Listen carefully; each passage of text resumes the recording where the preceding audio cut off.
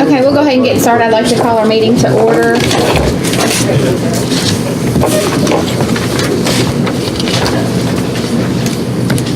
This is our special call meeting, so we'll go ahead and go down to our first item on the agenda, which is to award Guaranteed Energy Savings Contract Project. Eric?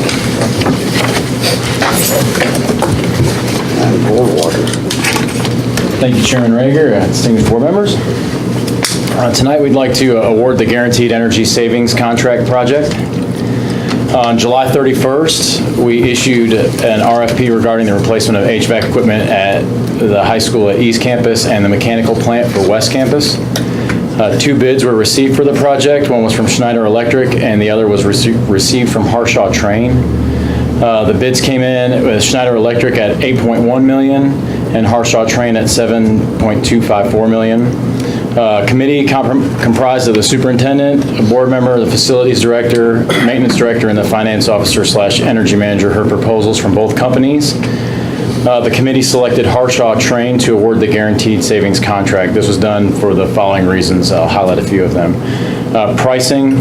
Our present relationship has resulted in a little over $775,000 in savings already. They currently work in the following counties: Hopkins, Henderson, Logan, Christian, Butler, and Todd. And one of the big issues that we focused upon was KDE and their ability to handle the nuances that KDE has for projects of these sorts.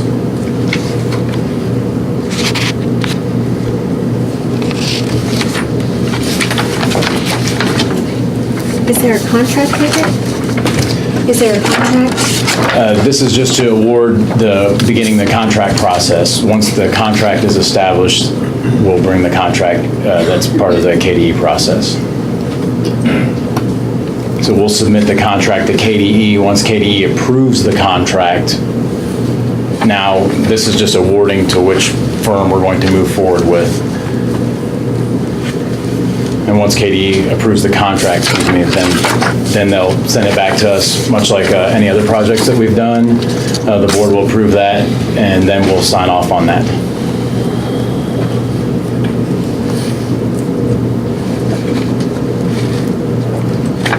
Is there any further discussion?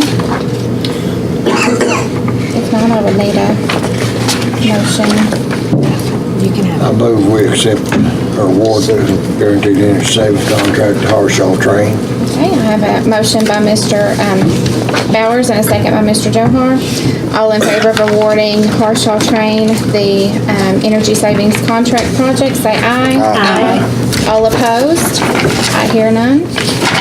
Thank you. Thank you. Move down to consider canceling work sessions for the remainder of 2018. I'll just do that one from right here, if that's okay. These will be reset anyway in January of 2019, but looking at the agendas throughout the rest of the year, there are no anticipated big items where I would think there would be a need for a work session. It seems like a bit of a waste of time when you do the same things back to back. Certainly, when we have a working budget or we have salary schedule or anything like that, you wouldn't want to call one. But it'd be my recommendation that for the remainder of the year that we discontinue the work sessions. And I'll make a motion to consider canceling work sessions for the remainder of the year. Second. Second by Ms. Wells. All in favor of considering canceling the work sessions for the remainder of the year, say aye. Aye. All opposed? I hear none. Down to approving the contract with the A+ Leadership for the Aspiring Administrator Program. Ms. Browning. Thank you. Good evening. I am just asking for you to reconsider the approval of the contract with A+ Leadership for the Aspiring Administrators Program. I think we've had discussion on this a couple of times, so I need a motion to approve. I'll make that motion to approve. Second. Motion by Ms. Wells and a second by Mr. Bowers. All in favor of approving the contract with the A+ Leadership for the Aspiring Administrator Program, say aye. Aye. All opposed? Opposed. Opposition by Ms. LaBelle. And we'll move on down to approving the 2018-19 student fees for Muhlenberg South Elementary. And as before, I'm asking for reconsideration of the approval of the student fees for Muhlenberg South Elementary. I think everyone's had a chance to go over these. Are there any questions? If not, I need a motion to approve. I make a motion to approve. Motion by Ms. Wells, second by Mr. Johar. All in favor of approving the student fees for Muhlenberg South Elementary for 18-19 school year, say aye. Aye. All opposed? Opposed. Have an opposition by Ms. Lavelle. I just wish we didn't charge fees for the kids to participate.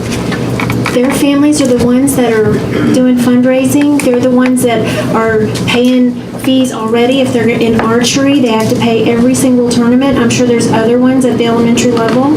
And the families are the ones that are also the ones that are, buying the school supplies. We should have done that when we approved them for the other dues. You're earlier in exactly the year, right. Not You're single exactly this right. school out. Yeah, you're exactly right. But also, in between was the increase in tax. So we've also increased the citizens' tax too. It's still not right to single this school out. Why can we just not have clubs without fees? We've already taken a vote. I encourage us to, that's the right time to do is before. But can we have clubs without fees? It's not called a club then. Really? You have to have clubs? You have to have fees in clubs? club. To do everything they do, I think $10 is probably low for many of them. But do you have to have a fee associated with a club? Thank you. I'm sorry to say, I just want to address that. We started our after-school clubs program probably 10 years ago. All of our staff volunteer their time. We use money from the Family Resource Center budget to cover the things that we need. We take in we have like 10 clubs. Our kids, you're right, they are poor. We have a 70% poverty rate. But our kids get to do things that most of the other kids in the county don't get to do. We're teaching sign language. We have an arts program. We have a STEM program. We have so many things for them to offer. And we get fussed at a little bit about making parents more accountable for things, letting them feel like they're paying something, they're doing something. So we set a $10 fee. If they don't pay, it doesn't matter. You still They are still paying. participate. School is still paying. Right, but my suggestion is can we have clubs without fees? There might be some students that don't participate because there is a fee associated with it. And whether that can be waived or not, that might just be a factor in which they participate. And I'm just saying, these are the parents that are fundraising, these are the parents that are also buying school supplies and helping out. Well, And if I would just like to. address that, South Elementary purchased supplies for every student this year. Not one student had to pay for supplies. Is that the same in all of our schools? There's been, I know Bremen Elementary has had this happen the same in the past. I know each teacher average spends $500 a year and gets school supplies. I understand, but I'm talking about the families. I understand Let's the go move on. teachers volunteering their time. And we can discuss next year. They've already been approved for this year, so next year, if Let's there's move to next other subject. areas we can talk about, we will. Next item. So we go down to consider scanning services provided by DRMS. Eric? Eric again? Just gonna bring all my stuff here. Stay. You stay standing there. Yeah, take my post. Tonight, I'm bringing back to you, consider the scanning services that will be provided by Data Records Management Services. They are, again, a scanning and archiving company for the documents that we have. We put out a bid for the services. One company replied. Again, we did this for several reasons. First and foremost, the building is running out of room and for the storage items that must be kept indefinitely. Second, Kentucky Department of Archives requires an eye-readable format, and what that means is you have to have something that you have to be able to physically see. And to keep items kept indefinitely, such as payroll records and the like for the IRS. This also includes a lot of personnel personnel documentation. Then lastly, many of the items that we keep in that storage building, they are becoming brittle. It's not a climate-controlled building. It gets humid, soaks the paper, gets dry, dries it out, makes it wavy. It's kind of, really the building's a security issue as well.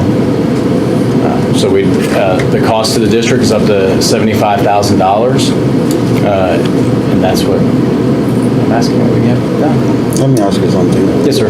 What are other districts doing? Several other districts. I know they're not as Owen large as County ours. had theirs scanned. I know Fleming County has had theirs scanned. Several others are getting theirs scanned. They're in the process. I mean, it's something that's moving about slowly, but it's And they're something not that your needs to be size. done. And they're not your size typical schools. No, I mean, not all of them are. Just wondered. Thank you. Is there any other discussion? If not, I'll make a motion to approve the agreement between DRMS and the Muhlenberg County Board of Education. Second. Second by Mr. Bowers. All in favor of approving the scanning services, say aye. Aye. All opposed? Opposed? Opposed. As a priority, I think school safety. This company, they don't even have a physical address, they only have a P.O. box. I was concerned about that, and I know the importance, I think Ms. Browning mentioned that, and also I could not find them registered with the Secretary of State. Are they from Kentucky? Yep, they're located in Paducah. What corporation name? The Secretary of State should be on a corporation name. Well, I couldn't find it under Data Records Management Services, which if they're doing business as another name, then, and I think that there's other vital records scanning situations or businesses that also do cloud. So I know that the next agenda item has to do with cloud services, so, but my thoughts are, they're not even registered with the Secretary of State, so I'm not really sure how important it is to have them as our vital records person. Okay, so we'll move on down to consider the DocuWare records management software. Thank you. Again, this is the DocuWare. It's the records management software and some of these will be tied into. Regardless of whether or not we did the scanning, this is something we were going to bring to you. What it does is it digitizes the current paper records that we have and it indexes and organizes those documents for easy retrieval. This software is going to be used across several departments to include payroll, personnel, and really any other one that we can get to use that. I think some of Mr. Freeman's group might be able to use this for old transcripts and those sorts of things as well. So I mean, we're not limited to just a couple departments. This will replace two software systems that personnel is using to the tune of $11,000. The cost of the software is $15,540 annually, so it's a net increase of about $4,000. I have a motion by Mr. Johar to approve. A second. Second by Ms. Wells. All in favor of recommending that we accept the purchase of the DocuWare records management system, say aye. Aye. All opposed? Opposed. All right, we'll move on down to approve the law enforcement officer job description. Thank you. What you have in front of you is a new job description for the law enforcement position that we have for the safety officer that is employed through our district. We've consulted with KDE, our insurance underwriter, and legal as well for the purpose of creating this job description. There was a list of items that our insurance underwriter wanted us to meet, and this document takes care of all those requirements. So we're hiring we'll We now are not have, hiring anyone. we're creating a job. We are not for- creating a job. Just giving that This is the current to position. that gentleman right there. It's approved law enforcement officer job description, so That's it's correct. always been a situation where it's half, maybe Greenville with us, Greenville, I guess the police department, No, so, this is for the person that is employed within our district. okay. Just to carry They're in it a on. Has position nothing to already. do with salary or anything. They already have a position. just to carry a gun. So- Being a school, The other ones have been school resource officers, so this would still fall under school resource officer? they're employed by city and the different cities, but one officer is employed by school system, and that's what they're asking to get him a good position of a gun. No salary change, no new job, no nothing of that nature. This job description has to legalize the next item on the agenda, correct? Correct. Thank you. Because the next item is about carrying a weapon. Yes. Correct. But you have to fall under Yes. this job description to be able to do that. Correct. So since we pay for this person in this district, this person has to have this job description to be able to carry potentially a weapon if we approve on the next item on the agenda. So, Thank you. thank you. So I'm gonna make a motion to approve the law enforcement officer job description. Second. Second by Ms. Wells. All in favor of approving the job description for the law enforcement officer, say aye. Aye. All opposed? I hear none. So scroll down now to approve the carrying of a weapon for the law enforcement officer. Thank you again, Chairman Rager. This, per KRS 527.070, the Board of Education must approve the carrying of weapons by any person other than peace or police officers.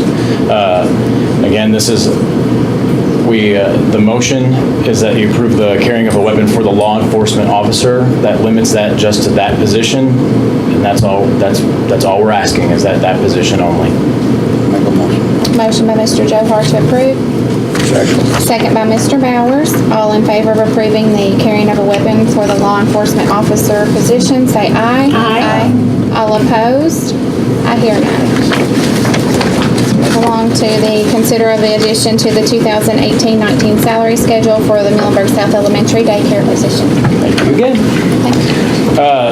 This it was asked by me, by Mr. Wells, that we add the possibility of having a sub-certified position. I contacted KTRS to ask them how they would like it to be handled. They said, just if you place an hourly rate on the salary schedule, that will take care of that.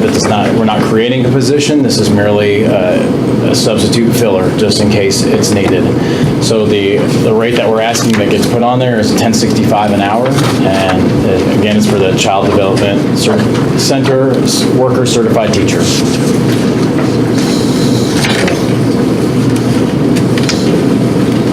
So what was the rate present? Or we never had any position like that? It has never been on the salary schedule before. Is this because they couldn't get a classified person? This is just as a substitute basis. Much like we have substitute custodians, substitute teachers, substitute bus drivers. Same type. I make Correct a me if I'm motion. wrong, but let me, Mr. Wells, as I understand it, you've done your due diligence, checking with your classified folks, and you're a little concerned that you may be short, and this just ensures that our kiddos are being watched. So it's not like he just asked to add this just out of the blue. So I think he's done his due diligence. I'm very confident of that. So that's all it is, In case. in case. I'll make a motion to approve the addition to the salary schedule. Second. Second by Ms. Wells. All in favor of approving the addition to the salary schedule for the Muhlenberg South Elementary daycare, say aye. Aye. All opposed? I hear none. We'll go down to considering the 18-19 working budget. Mr. Wiltzinger. You again. You on the chair? My legs are getting a little tired. I think I'm gonna make it though. Thank you, Ken. Tonight, I'm bringing to you the 2019 working budget. Just to reiterate, as we do each time, the budgeting cycle goes in 3 cycles. There's the draft budget, which produces the framework, mainly for the general fund, by which we craft the rest of the budget out of. Then we move to the tentative budget, which then incorporates Fund 2 and grant funds. Again, those very rarely do we have the award notices at that time. However, we need to create that framework for that portion of the budget. Now, the working budget takes the actual award notices that we do receive, and we finalize the budget for the fiscal year 19. So that's what I'm bringing to you tonight. So every time we create a budget, there are certain considerations that we have when we do this. First and foremost is long-term sustainability. We learned firsthand what the consequences of not focusing on that were, so that will always be first and foremost in my mind. And revenue increases over time. How do we account for those? Do we expense needs in the future, those sorts of things? We don't look just to the next year or even 2 to 3 years out. We need to look at expenses that do increase over time. For instance, CERS this year went to 21.48%. The legislation says that the rate can increase up to 10% to the next year, or excuse me, 12% to the next year over the course of 10 years. So you apply 21.48 times another additional 10%, or 12%, excuse me, that compounds. And then lastly, we look at seat reductions. We've been looking at pension reform expense increases and any maintenance issues that we have. Again, as we just voted on, the HVAC system, that's a big deal, but that's not the only maintenance issue that we have. This building had a roof replaced, Longest had a roof replaced last year. These sorts of things come up continually. We can't just plop a building down and nothing else occurs with it, so we have to consider these things when we create a budget. So, in terms of revenue line item changes, the property tax was increased, the revenue was increased by 4%. We decreased SEEK by 3.45%, which was a 4% predicted ADA, average daily attendance reduction. That's still falling in line with the past few years that we've had right now. And we adjusted on behalf amounts proportionate to salary expense. So again, on behalf, that's a non-cash item. That's something that, we get the same amount in revenue as we expense, so it's a zero balance item. So, all funds, revenue, expenses. The total is, for all of our funds, is $69,548,065.13. Of that, $59,261,000 is general fund. Fund 2, or special revenue as it's called, is $4.68 million. Beginning balance is $16.1 million, and we have about $3.8 million in committed funds. Food service accounts for $3.4 million, debt service at $3.7, and building fund and capital outlay are at $1.75 and $421,000 respectively. So general fund revenues, our general fund revenues, as I mentioned previously, it's $59,261,000.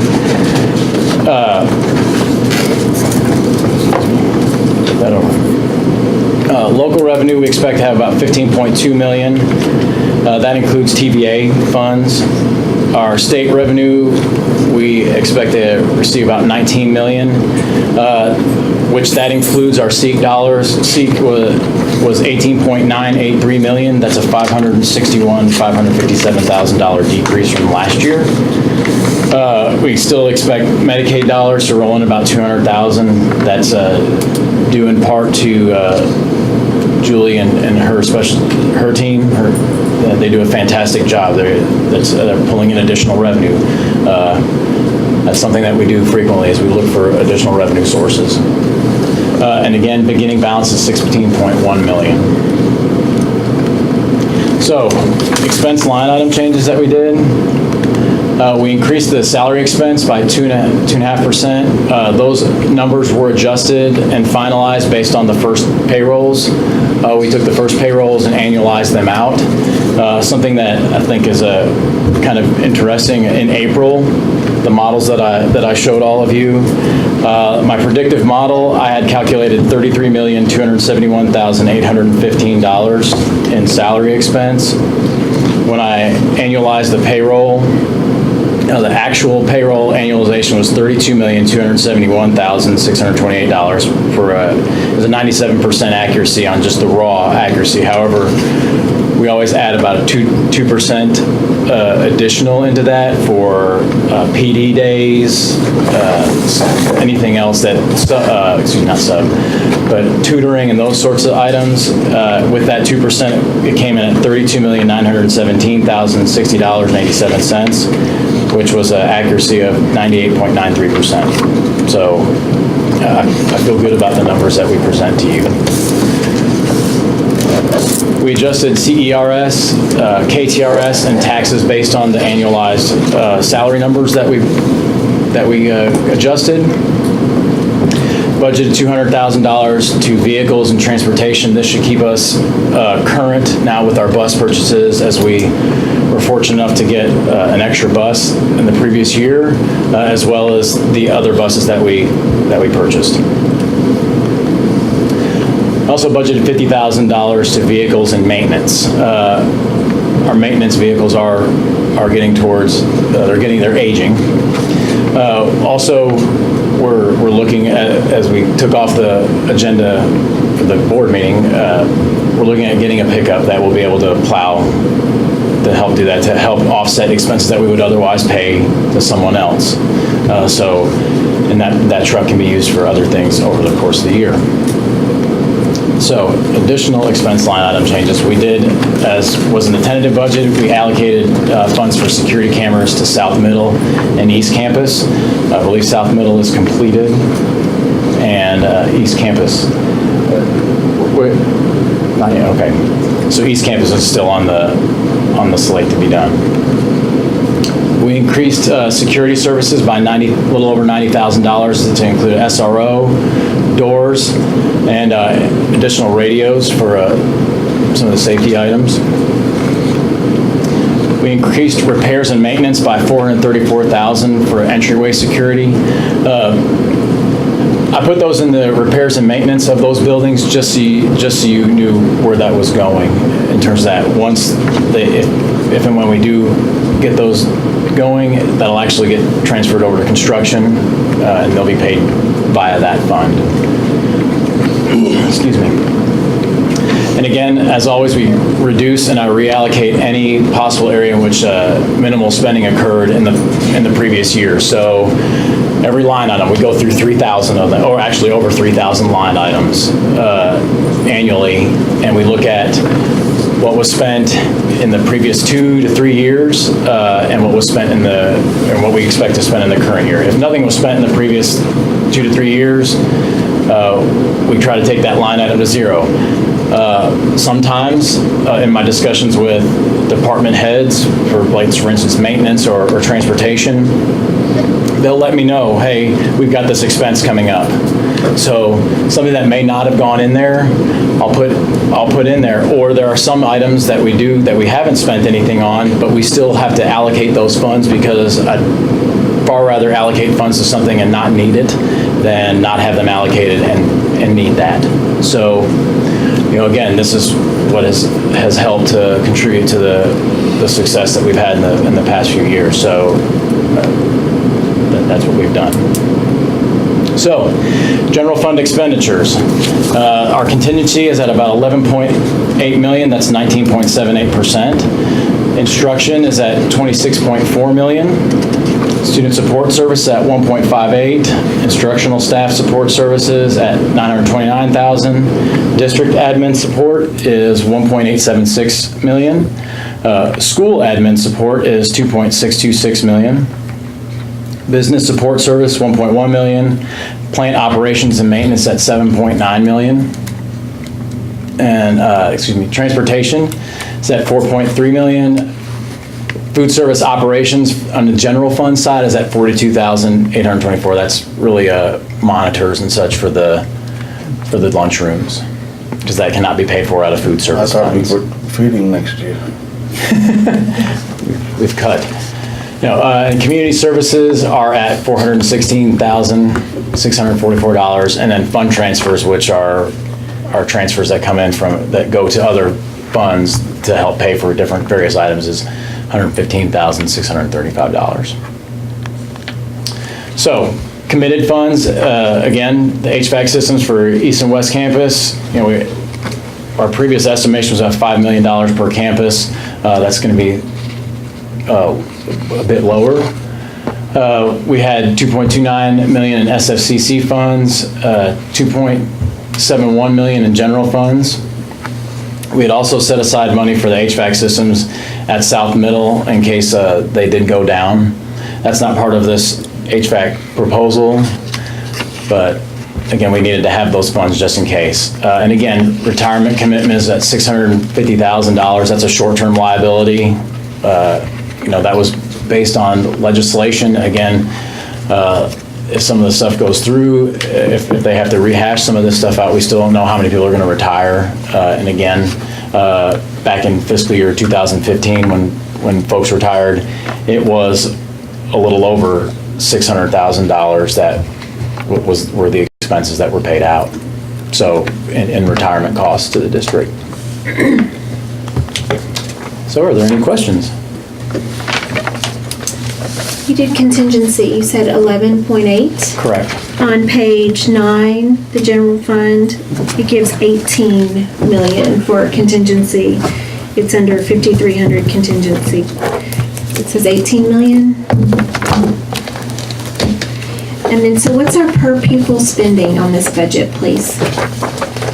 That I'd have to go back and calculate, but previously our per pupil spending was around 11,000. And over the past few years, we've dropped it down to as low as 8,000, I believe.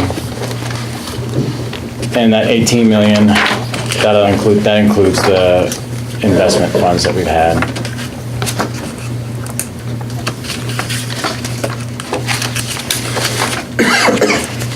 So overall, what's our total budget? No, I'm sorry.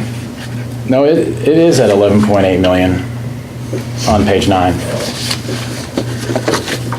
Okay, so the actuals, I have 18.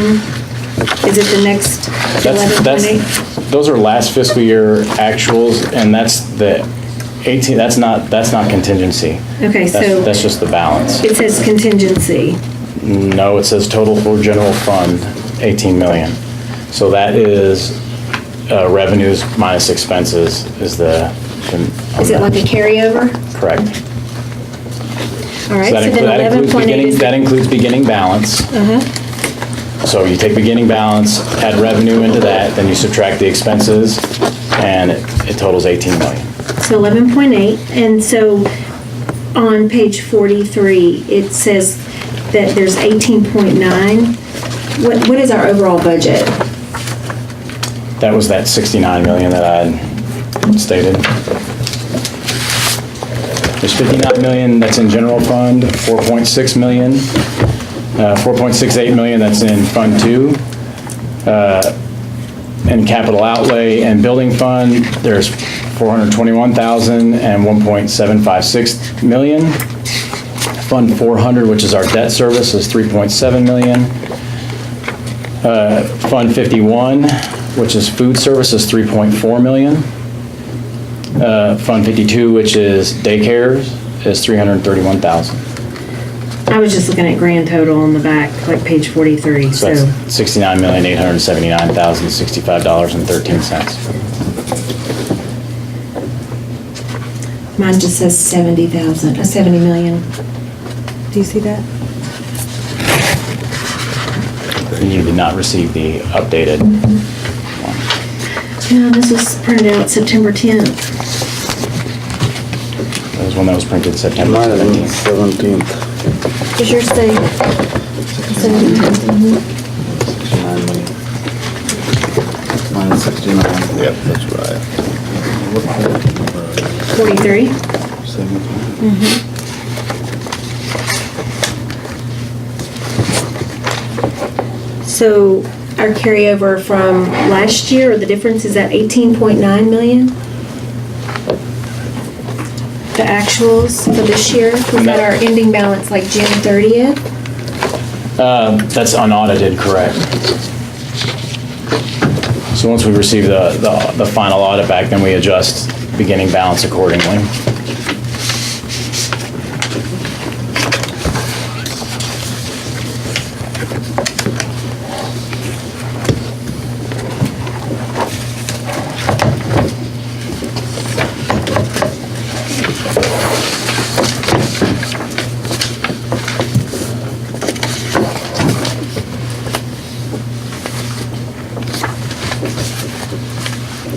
with this budget are utility costs. Are we budgeting them to increase or to decrease? Actually, we've been able to, we've budgeted probably, it's remaining fairly flat, which is quite remarkable considering we've had 2 rate increases. We've been able to keep our energy expenses fairly flat over the last 4 fiscal years. After sitting on this meeting, committee about the HVAC and everything, I did learn that you did work hard to save a lot of money for the district on utilities and everything. Thank you. I had no knowledge of it till I got to see some heavy, hard numbers. And it's in millions, and that's a lot of money. And it's our hope next year that the utility costs drop significantly at East and West, as, you know, we get these new units and the new systems in. Correct. Our electric bill at West Campus averages around $14,000 monthly, and East Campus is between $12,000 and $13,000 monthly, and we hope to drop them significantly. And Matt, you may be hopeful too that we're able to consistently provide heat and air. Students will be happy. Is there any other comments? If not, I'll need a motion to approve the working budget for 18-19. So moved. Mr. Bowers has made a motion and Mr. Johar second. All in favor of approving the 2018-19 working budget, say aye. Aye. All opposed? I hear none. I just need a motion to adjourn. I make a motion to adjourn. Motion by Ms. Wells, Second. second by Mr. Bowers. All in favor of adjourning, say aye. Aye. All opposed? I hear none. We're adjourned.